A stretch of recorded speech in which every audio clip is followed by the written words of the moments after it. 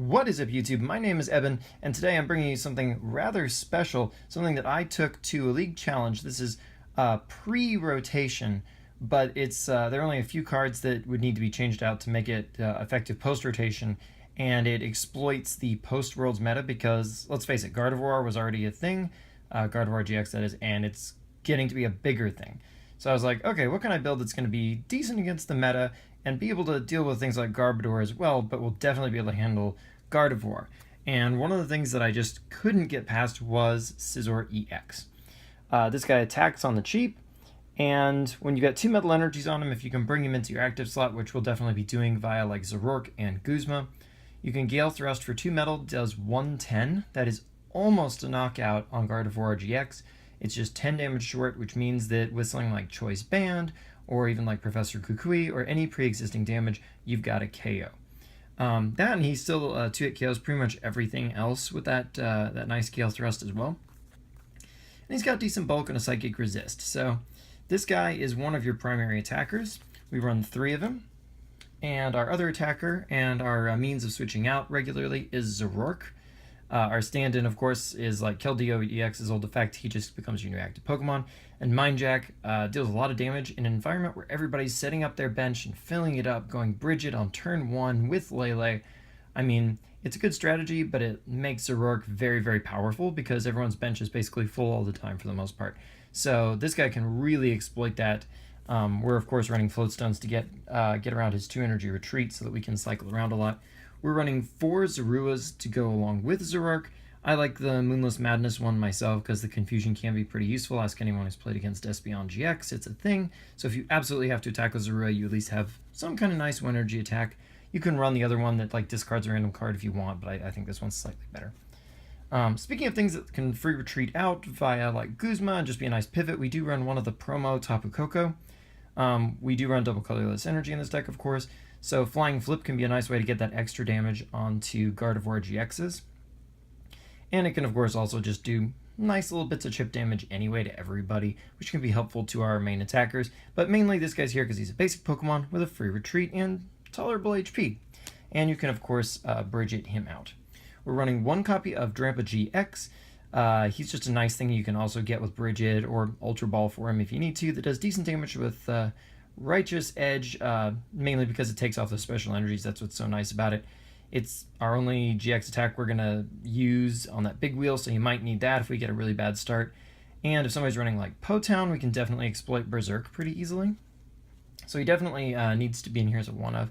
We got 1 Tapu Lele, that's just our Ultra Ball for it and get the supporter of your choice kind of thing right there. So she's pretty standard already.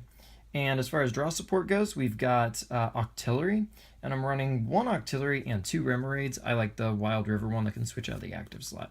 And basically, we only need the 1. We don't really need a second one on the bench ever. If it does get prized, it happens, but, mainly he's here just as the one way to draw cards. And we're not clogging up extra space with a second Octillery we don't need. So this is basically what your lineup is going to look like right here. Sorry, I know I usually spread them out a little differently for you, so here we go. And that's your Pokemon lineup right there. 16. Not bad at all, especially with Bridget. Speaking of supporters, we're running 4 Sycamores because it's still just that great a draw card. And once our bench is full, we can drop our evolutions out pretty indiscriminately, so like we don't have to worry about Sycamoring them away too very much. We got Triple N because it's still just an amazing draw card and a nice mid-game option for us. We've got Bridget here. It's, of course, your first turn Lele into Bridget is why it's here. And it can easily get you that 1 Remoraid and like 2 Zoruas or a Zorua and say like Drampa if you need it, whatever. It's pretty nice. And, if worse comes to worse, it can search an EX. So if you really, really need that Scizor and you don't have it, you could Bridget for it in theory. But honestly, it's here just to fill up your bench with those things that want to evolve for the most part. We also run Mallow. This card combos very, very well with Octillery. Basically, you play your hand down kind of low, then you Mallow, search any 2 cards, put them on top, and then you use Octillery's Abyssal Hand to draw into them. It's an amazing, amazing combo. I found myself, when I took 2nd place at the League Challenge yesterday, that's how fresh this is, I like versus Secret from Mallow quite a bit to set up because it's like a double computer search basically. It's a very powerful combo. It's very nice. I opted for one Professor Kukui just to have a little bit of extra damage we could squeeze out of our Scizor and pick up those Okos on Gardevoirs and whatnot. And it's nice for also squeezing a little extra damage out of anything else like Zoroark. And it does draw you cards as well, so he's in there. I think he's probably one of the more flexible supporters, but I wanted another draw supporter, basically, and he seemed like a good option in there. I'm running 2 Guzmas, mainly because in this format that I built this deck for, we still have Versus Seeker, so I didn't feel the need to run a third.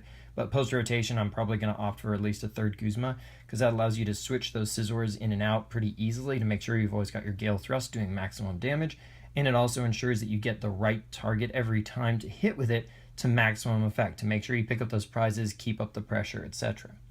And finally, we are also running 1 copy of Acerola. I don't know if I'd be running a second post-rotation or not. It's kind of tough. But it's a nice way to deny prizes and recoup those resources like DCE, etc. It's just a really good card. It's debatably better AZ. So so there you go. All right, now here's the part that obviously is pre-rotation, these 4 Versus Seekers, but as long as I can run these, I'm going to run them. It's just that good of a card.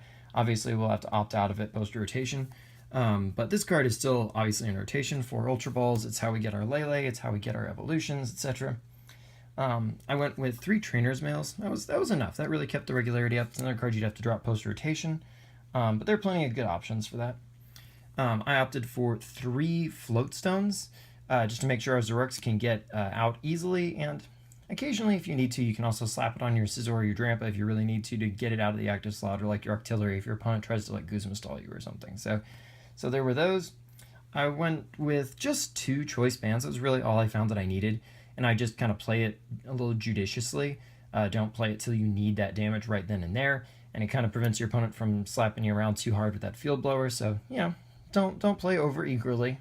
Don't play it out of your hand for no reason unless you're like about to Sycamore or something like that, and you'll be alright.